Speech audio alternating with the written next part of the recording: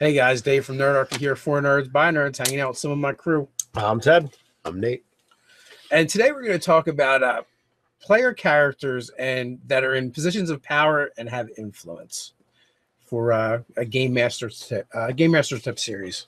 So the reason this kind of came up is, looking at, as players advance, different things happen. Sometimes you wind up getting a title or some kind of job as a reward.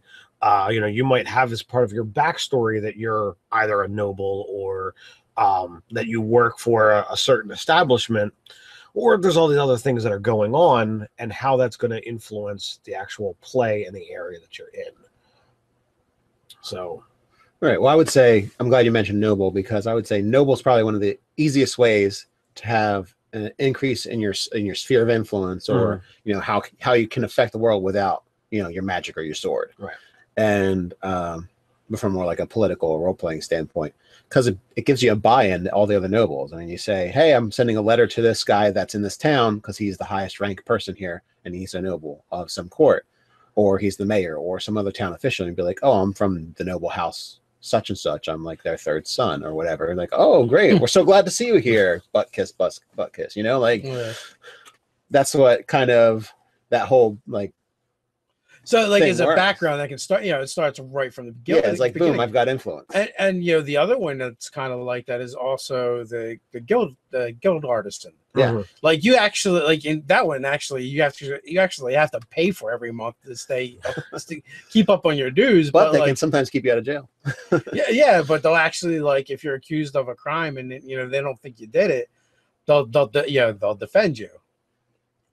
So there's different things like that. Your monk in my character a million years ago, became the mayor of the town. I don't even remember how he became the mayor. It might have even been battle prowess plus. Well, no, wasn't it like everyone else step back? No, I think it was like we had saved some refugees. Nate was like something was going on out in the real world, and he kind of stepped out of the actual game. So I think you just set him up to like, okay, well, you guys are building a town here, and you're overseeing it. You're just overseeing it, and they're like, oh, we love this guy. He helped us out. You're in charge, and it just kind of. I was a very charismatic monk too, so I don't know why I had a higher charisma than normal. Well, because you didn't put anything into your strength. Yeah. Well, no, because those characters we didn't pick where the scores went. Oh, that's right. They just played them where they landed. That's why I was a charismatic monk. I was a fighter cleric with that 18 intelligence. Yeah, that's right. That's right. It was one of those campaigns. See, it was so long ago. We're slowly digging up with the actual memories. I think you came back to the campaign later on. And and you were still the mayor, so there were still things going on. Yeah, there's still stuff to do. Because I think you're already the mayor once you knocked out the ogres. No, I think that happened early in the game. Yeah, I seem to think it like. Well, when I leapt off the wall and punched some guy out. No, you leapt off the one ogre's knee, punched him in the face, used the momentum off of his body to go knock out the other ogre. Okay. It was like one round, you knocked them both out. It was pretty impressive. Nice. See, I rely on Ted to remember the combat. Well, that particular thing is something that I've remembered because it is so well. It's back in second edition when they actually had the KO percentage. Oh yeah. And it was like, I think you had. Yeah, it's not. It was your Ben Barsliff Gates. Yeah, it's not an easy thing to do. And you had like an 8 strength, so it was totally like, yeah, this is like an 8. You had to roll like under 5% twice or something. I think it was ridiculous. 8, but I'll pull out a second edition PHP at some point in time. Like, what was that? The odds were not my favorite, but I did it. No, but you totally rocked it. It's like, damn, that's impressive. So all right. So two of the backgrounds kind of start off with,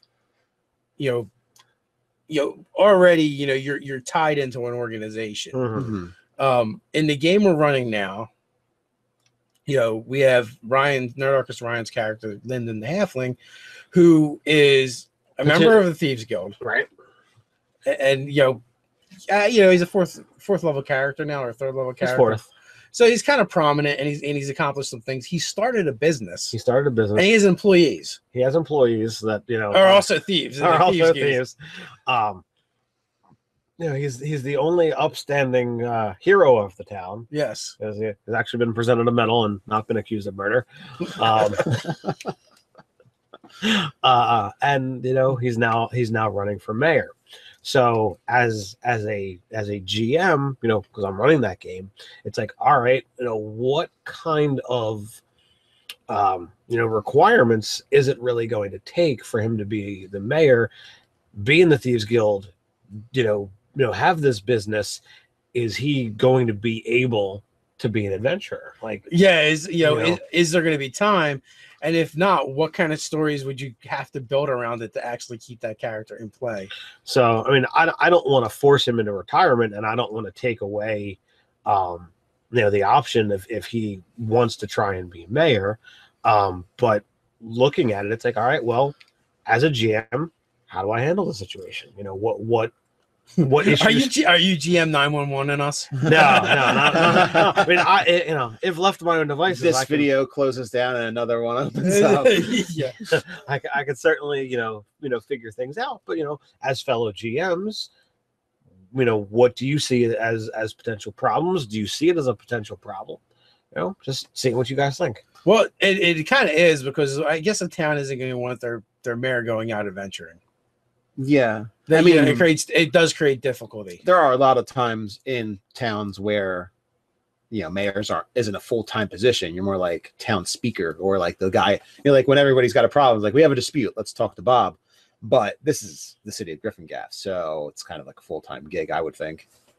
It could be. Well, maybe one of the things he does is institutes a council, a lieutenant mayor or a council. Yeah. No, I'd see more like a council that like representatives from different parts of the town, because, well, they just have a problem with what happens if there's no mayor, who's going to govern us. Mm-hmm.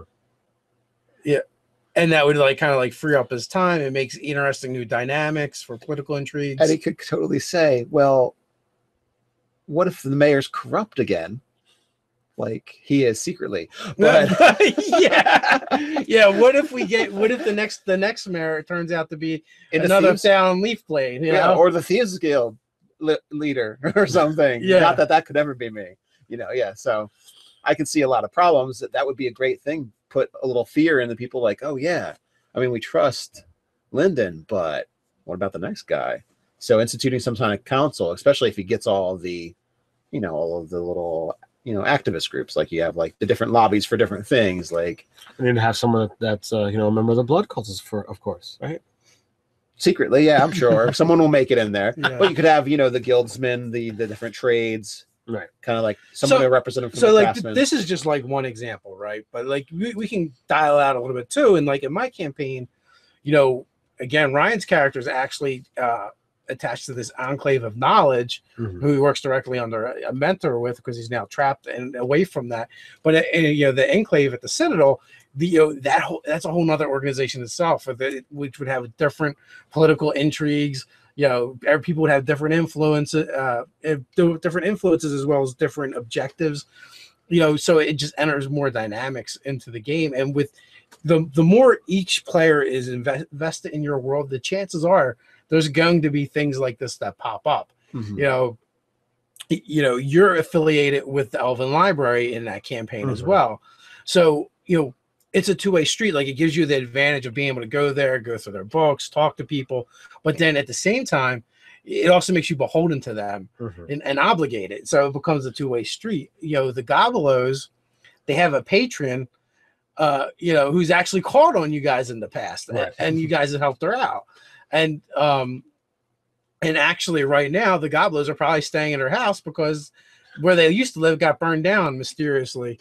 But even still, and they had a job, like when they weren't adventuring, they're performers that work in a tavern. Right. Like, in that in itself, okay, there isn't a whole lot of power that goes with that. But they could have, admirers or people that, are looking out for them. They can hear things. There's, they're going to have influence over people. They're going to have influence over their employer. Their employer is going to have influence over them. Mm-hmm. So, all these little power centers start to spring up in your game. And they just create interesting dynamics for you to use as a game master, either to prod them towards adventures, or perhaps they prod you as a game master to writing certain adventures, because now they're showing interest in certain things, right. based off of these. So every little place that you can draw inspiration from and get tools from what your players have written or have done, as far as either backstory or things that happen in game or in between events, all of these things can inspire your campaign or inspire story arcs. Like, look at the Gith game that's going on in Mhm. Andrew Knapp's over at SR2 Joker's channel, Andrew Right. Knapp.